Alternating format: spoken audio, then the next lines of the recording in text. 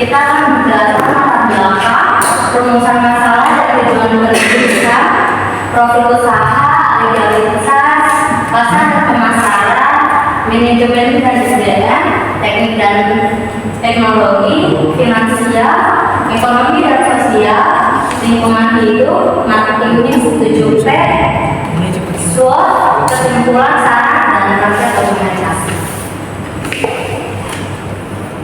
Selanjutnya akan dijelaskan oleh rekan saya, Desi.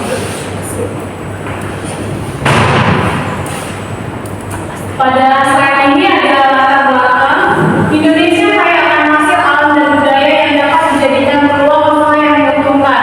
Di antara hasil budaya tersebut terdapat makanan khas daerah, salah satunya adalah sebelang. Nah, di sini studi tren bisnis merupakan suatu penyelidikan yang dilakukan untuk menilai kelayakan ekonomis dari setiap usaha yang diajukan. Setiap studi dan usaha tersebut memiliki kemungkinan untuk berhasil atau gagal. Di sini ada faktor-faktor yang harus dinilai dalam menyusun studi kelayakan bisnis yang berkaitan dengan beberapa aspek.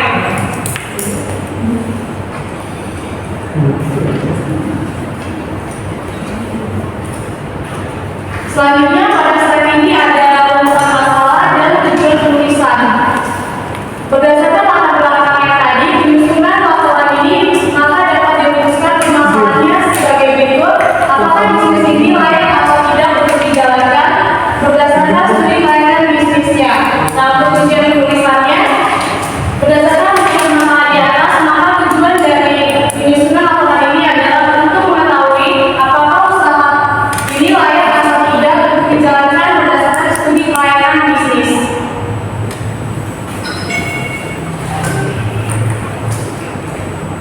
Selanjutnya di slide ini ada dasar teori. Yang pertama itu ada definisi studi kelayakan bisnis. Studi kelayakan bisnis adalah suatu kegiatan yang mempelajari secara mendalam tentang suatu usaha atau bisnis yang akan dijalankan dalam rangka menentukan layak atau tidak usaha tersebut. Mempelajari secara mendalam artinya itu meneliti secara sungguh-sungguh data dan informasi yang ada, kemudian diukur, dihitung, dan dianalisis hasil penelitian tersebut dengan menggunakan metode tertentu. Penelitian yang dilakukan terhadap usaha yang akan dijalankan dengan ukuran tertentu sehingga diperoleh hasil maksimal dari penelitian tersebut. Ini menurut Adnyana 2020. Nah, di sini ada definisi sebelang. Sebelang ini muncul di Jawa Barat pada tahun 1990 dan mulai populer pada tahun 2020. Kata sebelang tersebut berasal dari bahasa Sunda yaitu sebelang yang artinya mendengar. Makna sebelang juga ditunjukkan untuk cikur atau kencur yang menjadi penyedap masakan. Sebelang juga diberi tambahan bahan seperti hidangan lauk, bakso, sayuran, hingga telur. Makanan sebelang ini lebih dikenal dengan bumbu pedas yang akan rempah khasnya. Sensasi kenyal dari bahan-bahan yaitu mentah juga menjadi kenikmatan tersendiri saat menyantapnya. Sebelang yang menunjukkan menarik minat masyarakat Indonesia. Ternyata mencoba berbagai tingkat pedas yang ditawarkan. Ini menurut ajaran tahun 2023. Di sini ada yang berprestasi belum? Saya mau. Nah, nanti kita coba di sebelah Sainas. Gratis. Keren di bawah ya. Mereka. Jalan dua berubah Selanjutnya di sini selanjutnya akan disampaikan oleh rekan saya Jadina.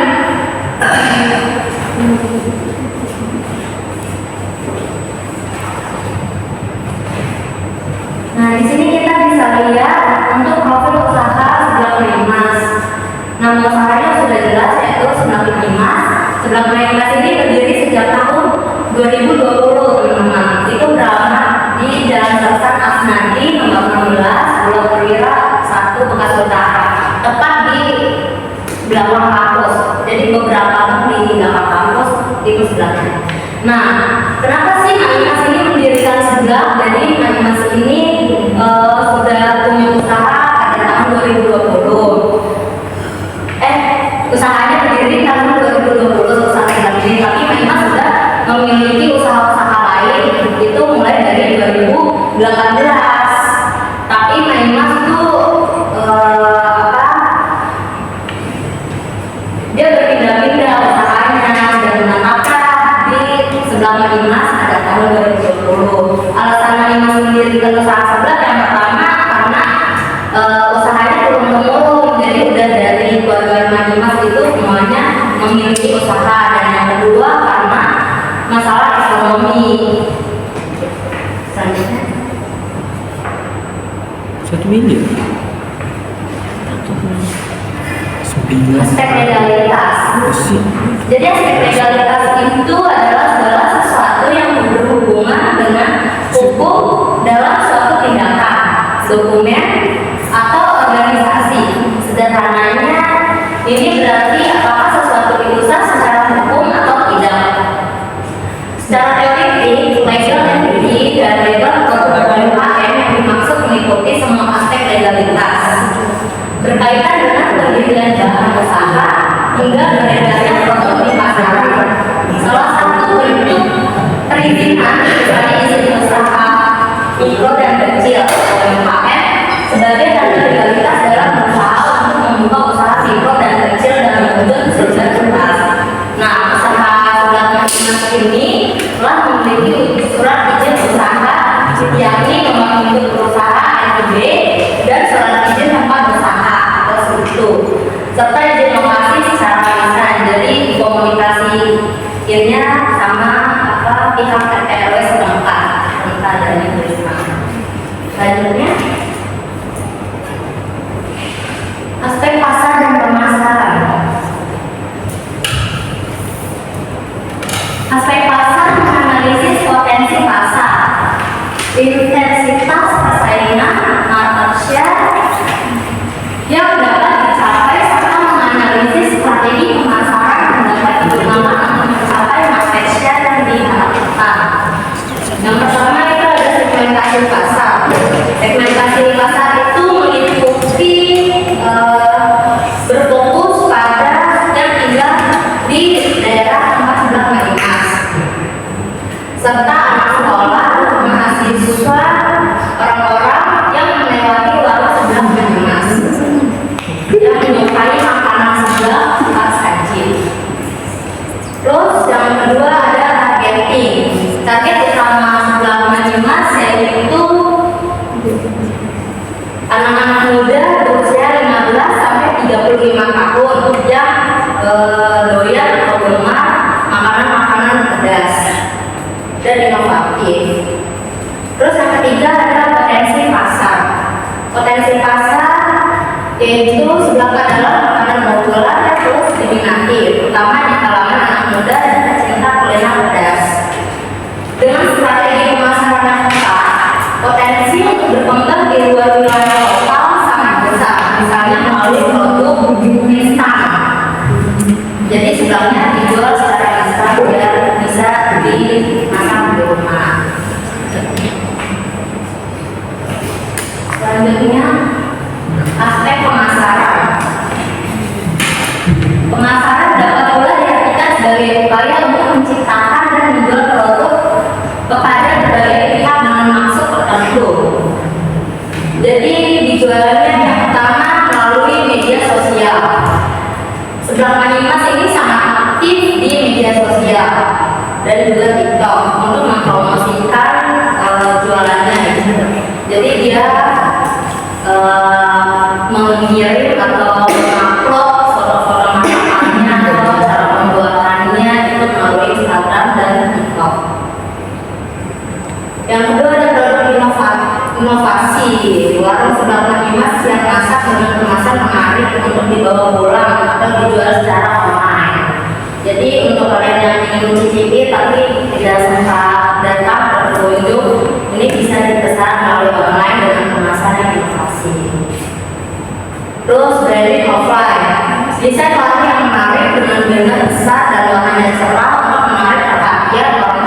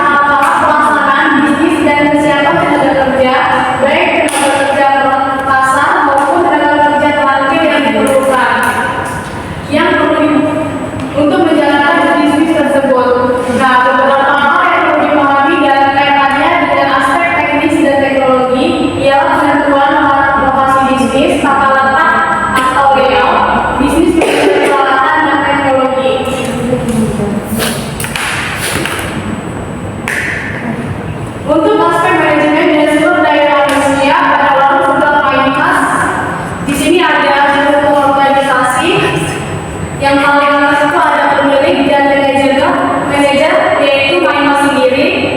Di bawahnya ada kopi utama, karyawan yang utama, terus ada asisten dapur, kasir dan pelayanan, dan yang terakhir ada pengemas dan pengantar. Nah, di sini ada bagian tugas yang jelas.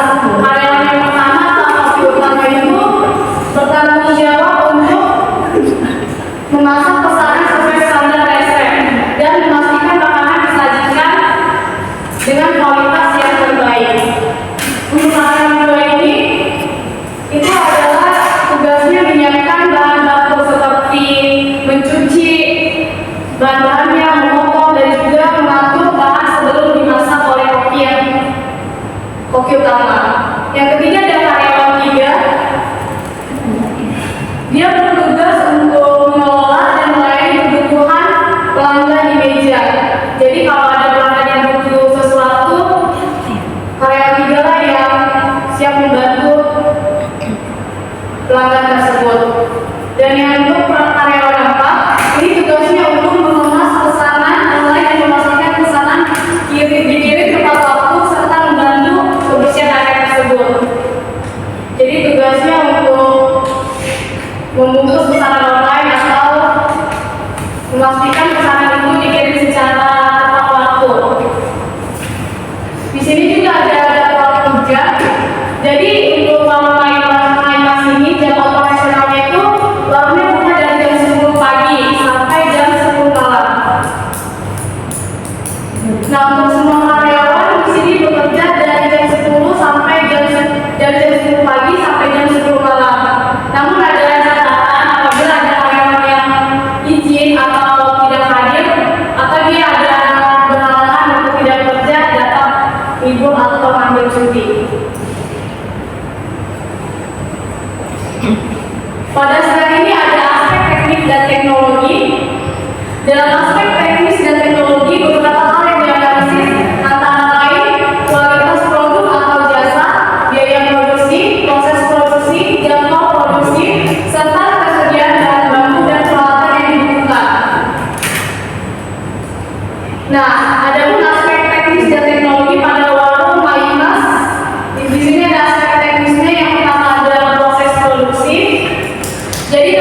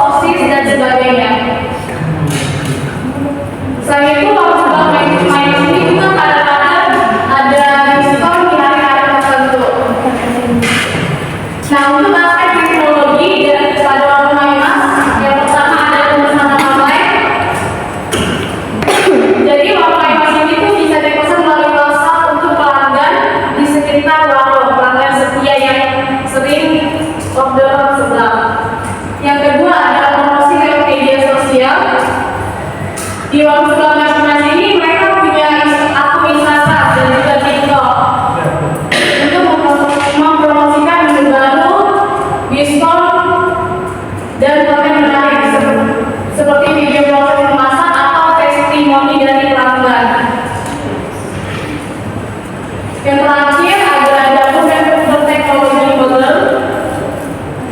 Di dapur Maymas ini menggunakan blender konvensional untuk membuat bumbu lebih cepat dan juga menggunakan kemasan dingin untuk menyimpan bahan baku seperti bahan makanan seafood.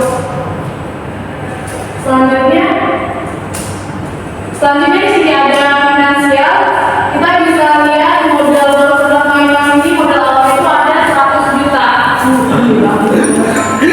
Nah, modal itu dibuat untuk menyewa tempat dan juga membeli peralatan-peralatan yang tepat merenovasi tempat tersebut agar menarik pelanggan. Untuk modal awal bulan itu sebesar 8.333.000. Nah, di sini ada pendapatan dan pengeluarannya. Sehari-hari Maymas ini rata-rata pendapatannya itu 1.800.000 per hari. Jadi pendapatan per bulan itu dikali 30 menjadi 54 juta per bulannya. Untuk pendapatan per tahunnya itu dikali 12 jadi 648 juta per tahun pendapatan oleh sebuah Maymas. Nah, untuk biaya operasionalnya sehari-hari, warung Maymas ini biasanya mengeluarkan rata-rata 500.000 per harinya untuk membeli bahan-bahannya. Jadi pengeluaran per bulannya itu dikali 30 hari, maka sebesar 15 juta per bulan. Untuk pengeluaran per tahunnya dikali 12, maka pengeluarannya sebesar 180 juta. Di sini ada arus kas, net cash flow itu dengan rumus cash inflow dikurang cash outflow. Itu cash flow diambil dari pendapatan dikurang dengan pengeluaran. Jadi net cash flow-nya itu 12 juta per bulan, itu per tahunnya itu sebesar 468 juta per tahun. Nah, untuk BEP-nya, break-even point, dengan rumus diambil modal investasi awal dibagi dengan cash flow tahunan. Tadi modal awalnya 100 juta dibagi dengan 468 juta, hasilnya 0,213 tahun atau 2,5 bulan. Nah, ini teman-teman, 2,5 bulan ini menunjukkan bahwa warung sebelah Maymas memiliki performa bisnis yang sangat baik karena modal besarnya dapat kembali pada dalam waktu 2,5 bulan.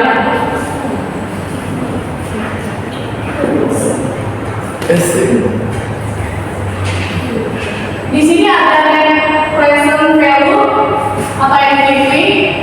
NPV 468 juta dibagi dengan 1 dikali 0,18 dikurang dengan 400 juta. Maka ada ini hasilnya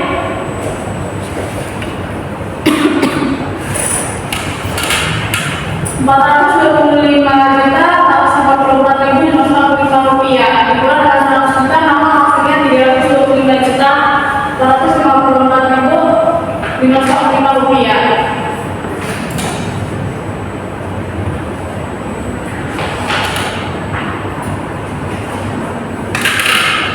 Nah, NPV sebesar ini itu artinya menunjukkan bahwa investasi di warung sebelah Maymas ini sangat menguntungkan dan layak untuk dijalankan.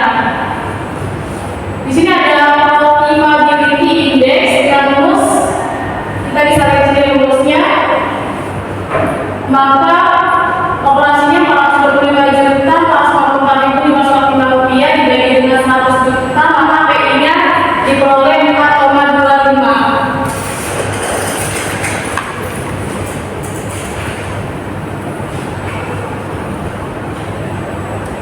Selanjutnya ada internal rate of return. Kita bisa lihat di sini penyelesaiannya 468 juta dikali dengan 100 juta dibagi dengan 1 ditambah IRR, maka diperoleh hasilnya 3,68 atau 37%. Nah, ini teman-teman IRR sebesar 37% ini menunjukkan bahwa tingkat pengembalian internal dari investasi di warung sebelah Maymas ini jauh lebih tinggi dibandingkan dengan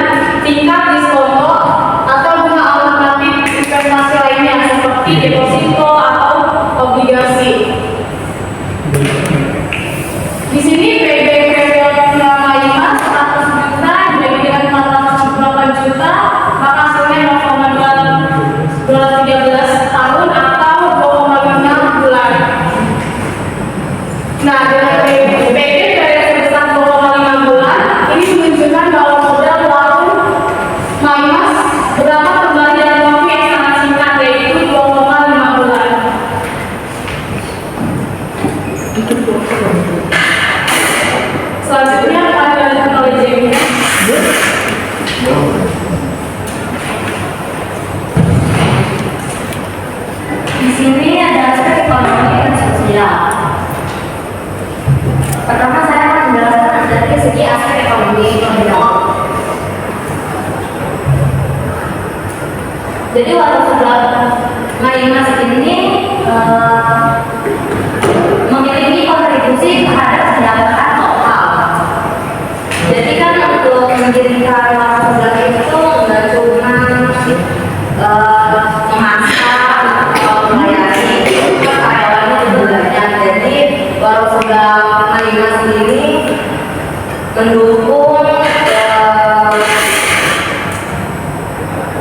menggerakkan ekonomi lokal dengan membuka peluang usaha kecil. Terus warung sebelah Maymas ini menyediakan lapangan pekerjaan juga. Terus warung sebelah Maymas ini memiliki harga yang terjangkau karena dengan harga yang kompetitif, warung ini menjadi pilihan makanan yang murah yang diminati terutama oleh pelajar dan mahasiswa serta pekerja. Terus warung ini juga berkontribusi pada aksesibilitas makanan bagi kalangan menengah ke bawah. Warung sebelah Maymas ini juga memiliki potensi pertumbuhan usaha yang jika dikelola dengan baik seperti melalui ekspansi pelayanan online yaitu GoFood, GrabFood atau penambahan cabang, warung ini memiliki potensi untuk memberikan dampak ekonomi lebih besar bagi pemilik maupun masyarakat sekitar. Selanjutnya aspek sosial.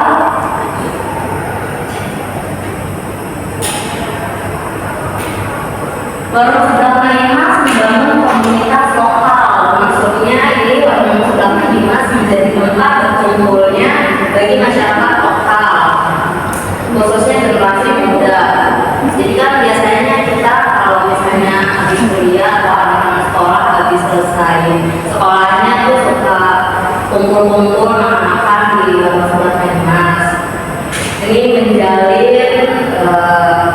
menjadikan warung sebelah Maymas itu sebagai tempat bersosialisasi. Terus warung sebelah Maymas ini juga pelestarian kuliner tradisional karena sebelah merupakan makanan khas yang memiliki nilai budaya lokal yaitu budaya dari Sunda. Dengan mempertahankan cita rasa yang otentik, warung sebelah Maymas turut melestarikan warisan kuliner tradisional dan mengenalkannya kepada generasi muda. Terus warung sebelah Maymas juga memiliki transaksi sosial yang positif karena pelayanannya yang ramah dan suasananya yang nyaman, maka interaksi sosial yang baik antara pelanggan, karyawan, dan pemilik warung. Hal ini mempererat hubungan komunitas di antara warung. Yang terakhir, aksesibilitas makanan pedas yang rakyat. Sebab dengan harga yang terjangkau dan rasa yang khas menjadi makanan favorit berbagai kalangan. Warung ini mempromosikan inklusivitas sosial dengan menawarkan makanan yang dapat diminati oleh semua golongan tanpa memandang status ekonomi. Selanjutnya, aspek lingkungan hidup atau AMDAL. Aspek lingkungan hidup menganalisis kesesuaian lingkungan sekitar, baik lingkungan operasional, lingkungan dekat, dan lingkungan jauh dengan ide bisnis yang dijalankan. Nah, dampak positifnya yang pertama itu ada ekonomi lokal. Maksudnya dari ekonomi lokal itu membuka lapangan kerja bagi masyarakat sekitar, mendukung kemasan lokal untuk bahan baku, menjadi pilihan makanan terjangkau bagi konsumen. Terus yang sosialnya itu tempat berkumpulnya masyarakat dan meningkatkan interaksi sosial, melestarikan budaya tradisional. Sedangkan dampak negatifnya yaitu ada limbah cair. Maksud dari limbah cair adalah limbah dari pencucian peralatan dan bahan masak seperti minyak bekas atau air sisa cucian dapat mencemari saluran air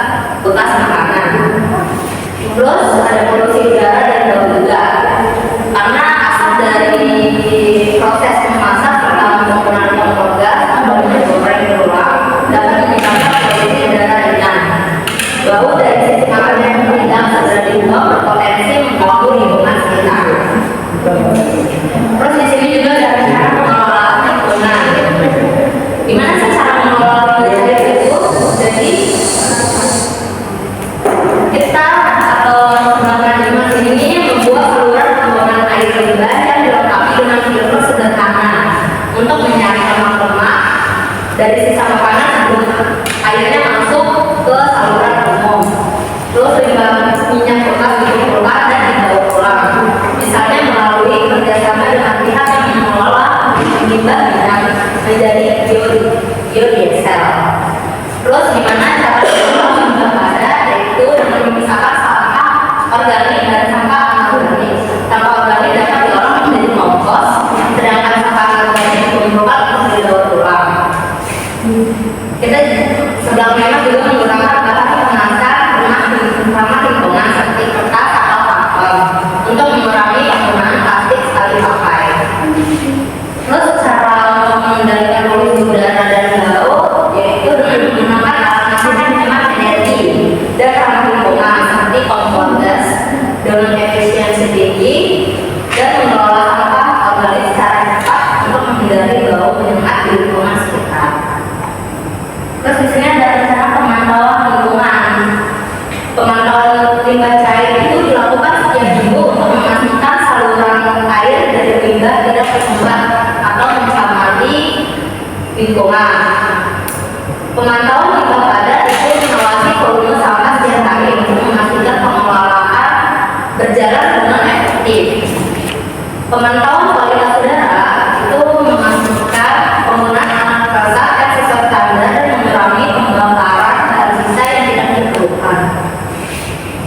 Terakhir, pemantauan kepuasan masyarakat itu mengadakan survei sederhana tetangga sekitar setiap 3 bulan. Ini gunanya memastikan barang masing-masing ini tidak menimbulkan gangguan sosial atau lingkungan.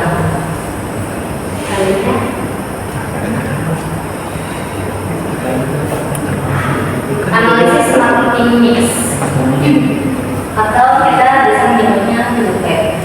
Bauran pemasaran atau marketing mix adalah strategi kombinasi yang dilakukan oleh berbagai perusahaan dalam bidang pemasaran untuk menghadapi kondisi persaingan bersama ketat. Hampir semua perusahaan melakukan strategi ini untuk mencapai tujuan pemasaran. Itu oleh Sami dan Sulaiman pada tahun 2023. Nah, di sini adalah marketing mix 7P untuk usaha sedang menengah. Yang pertama adalah produk. Kalau sebelah menengah menawarkan sebelah pas dengan cita rasa otentik yang menjadi daya tarik utamanya. Selain makanan utama, warung sebelah menengah juga menyediakan minuman-minuman untuk pendukung seperti gede atau mineral atau jus, es krim dan sebagainya. Nah, selanjutnya ada price atau harga. Harga yang ditawarkan oleh sebelah menengah ini dibanderol dengan harga mulai dari 10.000 hingga 25.000 karena warung sebelah menengah ini bertujuan untuk masyarakat menengah ke bawah, jadi harganya juga harus terjangkau. Itu juga tergantung pada topping yang mereka pilih. Jadi semakin banyak topping semakin mahal juga harganya.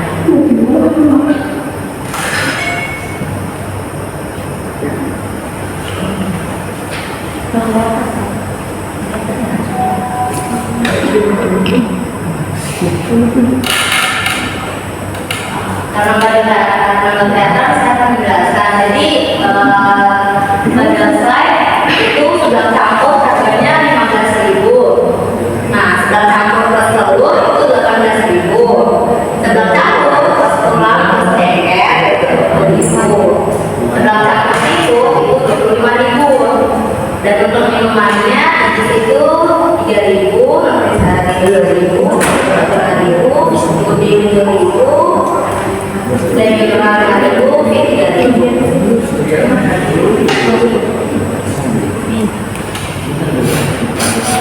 Place atau tempat warung sebelah menengah ini berlokasi strategis dekat dengan area kampus, area sekolah, serta perumahan padat penduduk.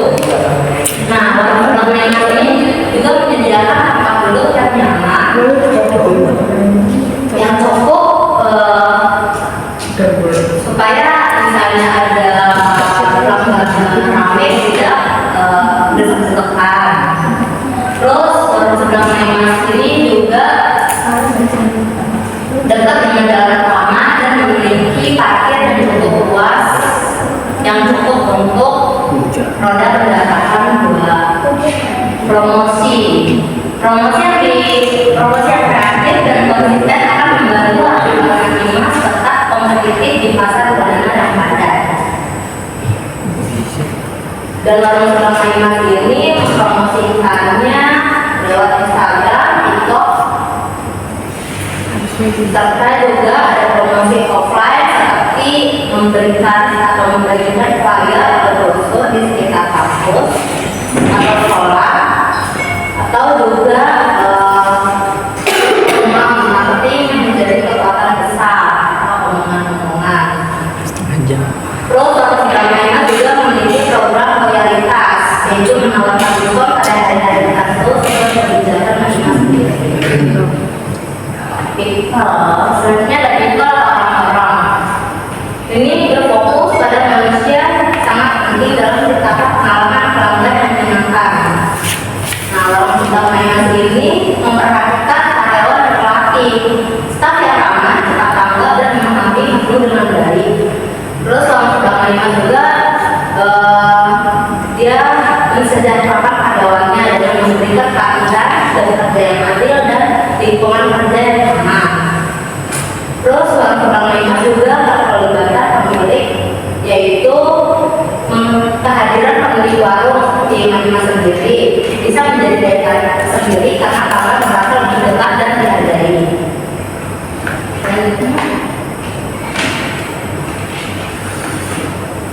Ada proses operasional yang efisien akan memastikan pelanggan mendapatkan makanan dengan cepat dan tetap berkualitas, juga meningkatkan kepercayaan mereka terhadap warung. Jadi prosesnya ya sama seperti warung-warung umumnya. Pertama kita akan memesan. Setelah memesan, karyawan Dimas akan membuat sebelahnya, dibuat secara langsung, jadi rasanya lebih otentik, tidak ada pemanasan ulang. Terus Warung Sebelah Dimas juga memiliki waktu tunggu sekitar 10 hingga 15 menit, sehingga pelanggan tidak perlu menunggu terlalu lama. Terus pelayanannya juga Warung Sebelah Dimas melayani dengan ramah, dengan sangat baik dan memastikan pesanan lengkap sesuai permintaan customer-nya.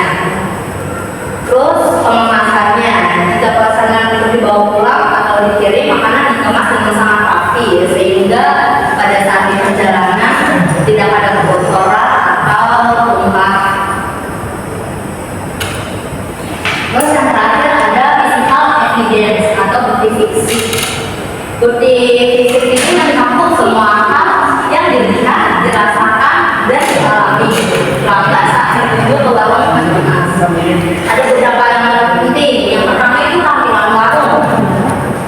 Warung Sebelah Dimas ini memiliki desain warung yang menarik serta bersih, menciptakan kesan pertama yang baik. Contohnya itu kayak dekorasi, dinding itu berwarna-warni sesuai dengan tema sebelah.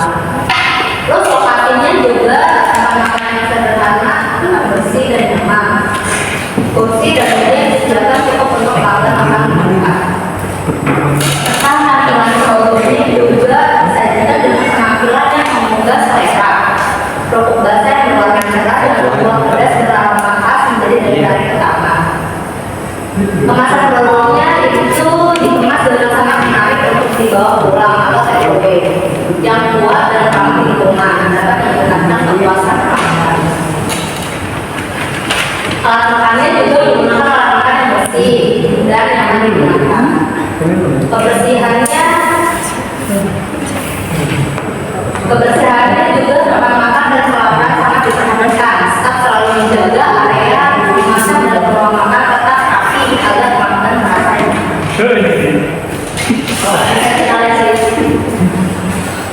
Bisa kita lihat di sini tampilan Warung Sebelah Dimas dengan rapi, gitu kan, sama disusun secara rapi dan enak di sana. Selanjutnya akan dijelaskan oleh teman saya.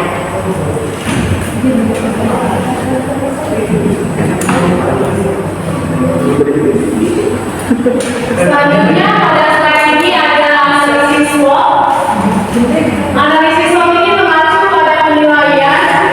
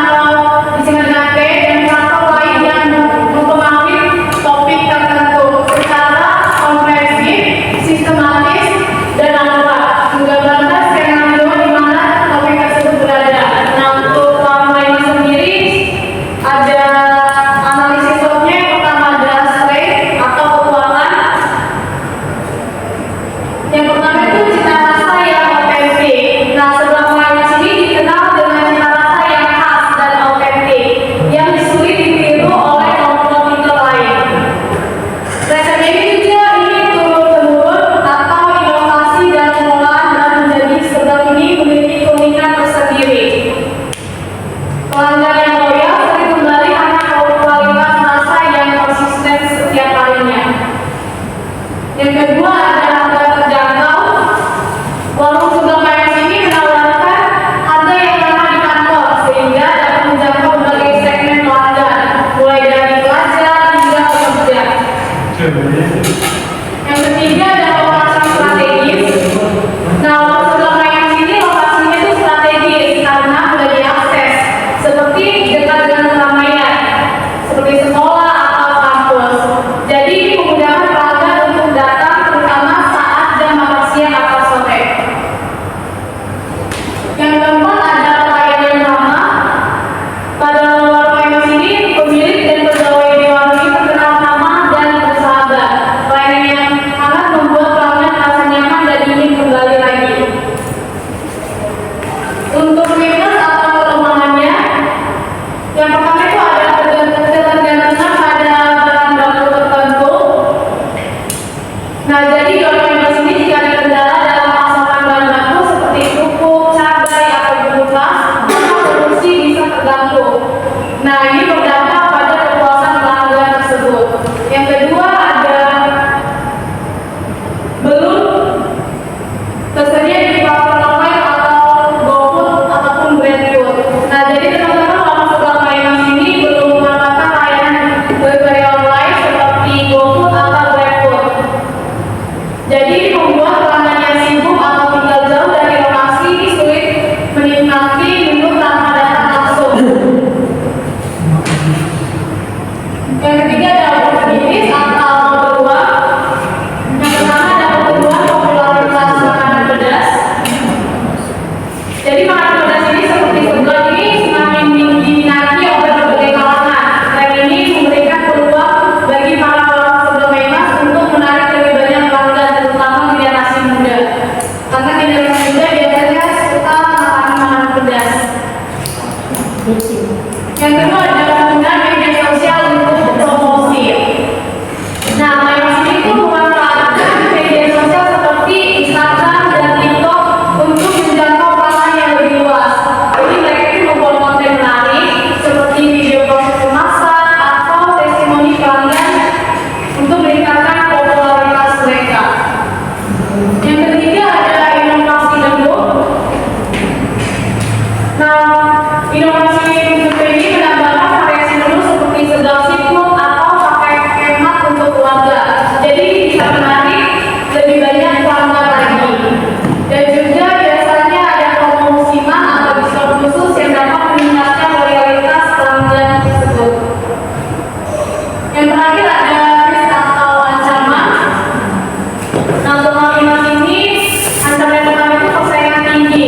Jadi kan di sini banyak warung seblak yang bermunculan baik di lokasi sekitar maupun online. Jadi jika tidak ada perbedaan yang signifikan, pelanggan bisa beralih pada kompetitor lain. Yang kedua ada perubahan selera konsumen. Ini artinya selera konsumen ini tetap berubah.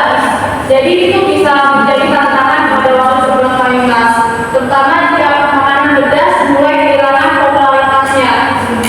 Nah, maka warung harus mampu beradaptasi dengan perubahan tersebut. Ancaman yang ketiga ada kenaikan harga bahan baku. Jadi kan biasanya itu sering naik-naik bahan baku. Jadi fluktuasi harga bahan baku ini terutama bumbu atau pupuk dapat mempengaruhi biaya produksi. Hal ini beresiko menaikkan harga jual yang nanti tidak diterima pelanggan. Jadi biasanya kalau harganya semakin mahal, pelanggan jadi berkurang atau tidak terjadi lagi. Yang terakhir di sini ancaman warung sebelah Memas itu kesehatan dan kebijakan pemerintah. Jadi kan biasanya munculnya isu kesehatan terkait makanan pedas atau kebijakan pemerintah seperti pembatasan saat bersih di daerah tertentu dapat mempengaruhi operasional warung Memas sendiri. Nah, jadi teman-teman dengan memahami analisis SWOT ini, warung sebelah Memas dapat merumuskan strategi untuk memperkuat keunggulan, untuk mengatasi kelemahan, memanfaatkan peluang dan mengantisipasi ancaman. 45 sejam. Selanjutnya pada slide ini ada kesimpulan dan saran. Berdasarkan analisis aspek legalitas,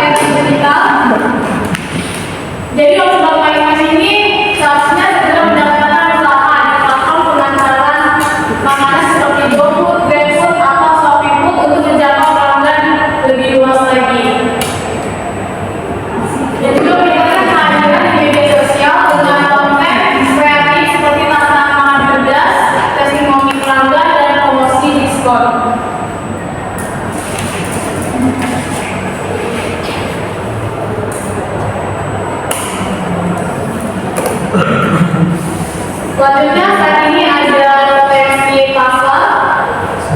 Potensi pasar yang pertama itu potensi pasarnya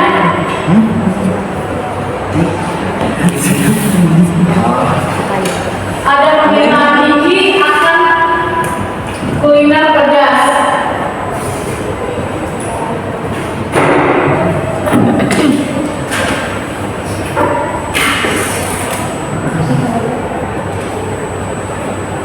Jadi sebelah ini adalah salah satu makanan khas Indonesia yang sudah populer, terutama di kalangan anak muda. Tren kuliner pedas terus meningkat karena generasi muda cenderung menyukai makanan dengan sensasi rasa yang kuat. Yang kedua ada target pasar utama. Nah, target pasar utama dalam sebelah pertandingan ini adalah pelajar, mahasiswa, pekerja muda, dan keluarga. Dengan harga yang terjangkau, warung ini dapat menjangkau segmen menengah ke bawah yang jumlahnya besar. Yang ketiga ada loyalitas lokal, pelanggan lokal. Jika kualitas rasa, pelayanan dijaga, pelanggan lokal yang sudah kenal merek Kainas dapat menjadi konsumen yang setia. Yang kedua ada potensi inovasi produk. Untuk variasi menunya dapat divariasikan dengan beberapa topping seperti sebelah seafood, sebelah keju, sebelah pepper pedas, dengan opsi mulai dari yang ringan dengan yang ekstrim. Dan juga ada paket hemat dan menu khusus. Jadi paket hemat ini biasanya untuk 24 orang untuk menarik pelanggan yang datang berkelompok. Dan juga ada menu musiman seperti spesial sebelah susu dapat meningkatkan antusiasme pelanggan untuk mencoba hal baru. Yang ketiga di sini ada potensi ekspansi lokasi dan layanan. Ekspansi pelayanan online. Nah, ini pun dengan mendaftarkan platform pengantaran makanan online seperti GrabFood dan Shopee dan juga GoFood. Dan juga ada pembukaan cabang. Jika warung ini sudah stabil, maka dapat membuka cabang yang strategis seperti dekat kampus, sekolah, atau pusat perbelanjaan dengan meningkatkan eksposur merek dan pendapatan. Di sini ada potensi pendapatan untuk skala usahanya itu jika warung ini mampu melayani 50 sampai 100 pelanggan perharinya dengan rata-rata pembelian mulai dari 15.000 sampai 25.000 per orang. Potensi omset harian ini bisa mencapai 750.000 sampai dengan 2.500.000. Nah, untuk penjualan tambahannya itu selain sebelah ini juga penjualan minuman khas seperti es teh, es jeruk atau minuman dingin lainnya, dan juga snack pendamping misalnya tahu crispy atau kerupuk pedas. Yang terakhir di sini ada potensi kolaborasi. Yang pertama itu ada kemitraan dengan pemasok lokal. Nah, ini itu menjalin kerjasama dengan petani atau pemasok lokal untuk bahan baku seperti cabai, bawang, dan sayuran sehingga dapat stabilitas harga kualitas produk. Yang kedua ada kerjasama dengan sekolah atau kampus. Nah, jika warung ini berada di dekat institusi pendidikan, kerjasama untuk menyediakan paket makan siang bagi pelajar atau mahasiswa dapat menjadi peluang usaha tambahan.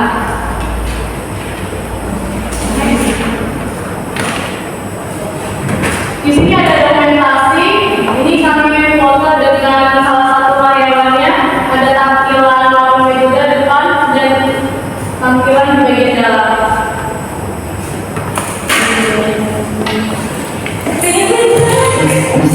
Nanti ada video.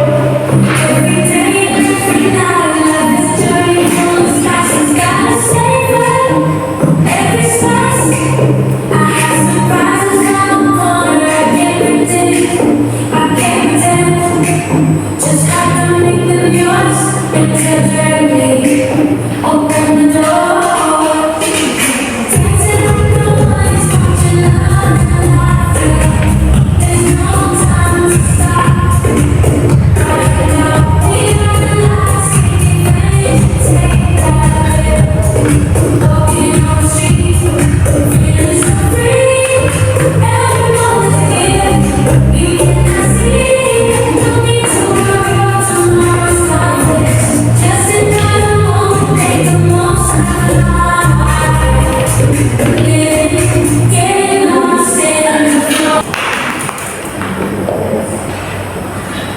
Sebelum masuk sesi penutupan, kita ada sesi tanya jawab bagi yang mau bertanya. Silakan. Assalamualaikum warahmatullahi wabarakatuh. Saya mau bertanya, untuk pertanyaan pertama, ada keunikan atau tidak dari sebelah Imas? Dari Imas itu yang dijual gitu, produk yang apa, kan sebelah tuh udah marak nih, di mana-mana udah ada gitu kan, dengan itu aja, atau kalau nggak prasmanan ya biasa, yang kayak biasa gitu. Nah, ada produk yang menarik atau unik nggak yang berbeda dari sebelah, istilahnya sebelah yang lainnya gitu. Kayak misalkan, oh di sebelahnya Mbak Imas ini bedanya di sini gitu, supaya bisa menarik pelanggan yang lebih gitu. Yang pertama itu. Yang kedua, cukup simpel, berapakah kapasitas produksi hariannya yang diharapkan untuk penjualan sebelah Mbak Imas tersebut? Baik, di sini kami akan jawab pertanyaan dari Rizky. Yang pertama, bedanya warung sebelah Mbak Imas dengan warung sebelah lainnya ya, dan keunikannya. Kalau misalnya dibilang bedanya sama warung sebelah lainnya, sebenarnya semua warung sebelah sama gitu, mulai dari topping segala macam itu sama. Cuma kalau misalnya dibilang itu keunikannya, itu mungkin dari segi rasanya ya, karena warung sebelah Mbak Imas ini adalah usaha yang sudah turun temurun, jadi rasanya tuh konsisten. Kan biasanya untuk warung sebelah lainnya, kalau misalnya ramai pengunjung gitu, ramai pembeli, rasanya kurang ya, entah itu kurang asin atau apa gitu, karena pendukung. Tapi dengan warung sebelah Mbak Imas ini dia rasanya konsisten gitu, bisa dipastikan. Gitu aja sih, teman, untuk kayak menjadi berbeda atau apa dengan warung sebelah lainnya tuh sama aja. Selanjutnya pertanyaan kedua tadi mengharuskan berapa penjualannya ya? Kan biasanya waktu kita main di sini tuh buat biaya operasional per hari itu mereka mengharuskan sekitar rata-rata 500.000 per harinya. Jadi untuk membandingkan itu, jadi biasa tuh 20 lebih dari 25 lah biar balik modal per harinya gitu. Jadi cuma 30, tapi alhamdulillahnya mereka lebih dari situ. Mereka mencapai rata-rata itu 1.400.000. Kalau yang diharapkan mungkin berharus lebih dari 25 porsi harinya. Perkenalkan, nama saya Nabila dari kelompok 8 bertanya. Pertanyaan yang pertama itu, bagaimana warung sebelah Mbak Imas menjaga standar kualitas produk dan kebersihan di tengah tingginya permintaan? Pertanyaan yang kedua, bagaimana warung sebelah Mbak Imas ini dapat memanfaatkan branding yang kuat untuk bersaing di pasar yang semakin kompetitif? Di sini saya akan menjawab pertanyaan dari Nabila, yaitu bagaimana warung sebelah Mbak Imas menjaga standar kualitas produk dan kebersihan di tengah tingginya permintaan. Kita tadi udah jelaskan di presentasi caranya. Itu yang pertama, sebelah warung Mbak Imas ini memilih bahan baku yang berkualitas. Jadi sebelah warung Mbak Imas ini sudah memastikan bahwa bahan-bahannya itu berkualitas dan langsung diambil dari pemasok. Terus yang kedua, sebelah warung Mbak Imas juga ini sudah memiliki rasa yang turun-menurun, jadi rasanya juga sudah pasti konsisten. Terus sebelah warung Mbak Imas juga memiliki pelatihan karyawan. Sebelah warung Mbak Imas juga menjaga kebersihan dan lingkungan warung. Terus juga manajemen produksi yang dilakukan oleh warung sebelah Mbak Imas itu sangat efisien untuk mengantisipasi tingginya permintaan. Terus sebelah warung Mbak Imas juga infeksi berkala. Jadi sebelah warung Mbak Imas ini secara rutin melakukan inspeksi untuk mengevaluasi kebersihan, kualitas bahan, dan kinerja tim, sehingga standar tetap tinggi meskipun warungnya sedang sibuk. Saya akan menjawab pertanyaan yang kedua. Pertanyaan tadi, bagaimana warung sebelah Mbak Imas ini dapat memanfaatkan branding yang kuat untuk bersaing di pasar yang semakin kompetitif. Jadi untuk warung sebelah Mbak Imas ini, dia masih untuk membuat branding yang kuat ini itu dengan biasanya memanfaatkan media sosial. Jadi mereka itu membuat konten visual seperti konten foto atau video pada saat proses masak sebelah tersebut. dan juga itu menonjolkan rasanya. Jadi rasa itu tidak berubah dan juga ada juga varian-varian yang mudah diingat oleh pelanggan tersebut. Jadi brandingnya itu diingat masyarakat seperti itu, dan juga itu